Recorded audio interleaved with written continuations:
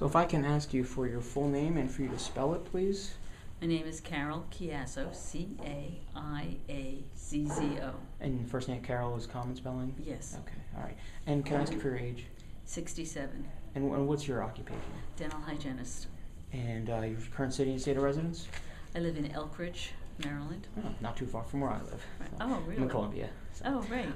Tell me what brings you here today to Annapolis? Today we came to present Senator Middleton with an award in our appreciation for him supporting our bill in the last session to allow dental hygienists to go into long-term care facilities to treat patients under prescriptive care of the dentist that we work for. Mm-hmm. And you're here on behalf of? The Maryland Dental Hygienists Association. And you hold a position within I'm the legislative chair and a past president. So tell me a little more about this bill that the senator helped you pass.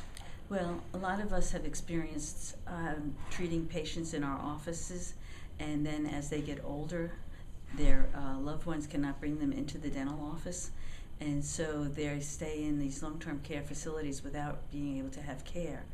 And now this bill will allow us to have our dentists send us into this facility, and we can continue the continuity of care for these patients, mm-hmm. and to be able to help their oral health. And by keeping their oral health in good stead, it also affects their general health. Mm-hmm. There's a definite link between the two of them. Tell me about the state of the oral health industry.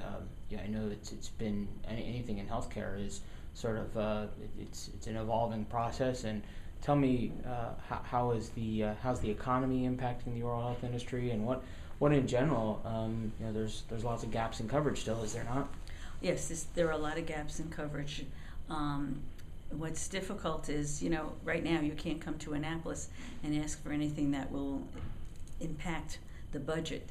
So we're trying to focus on access to care issues, making the health of our citizens better without having to afford any kind of expense to the state.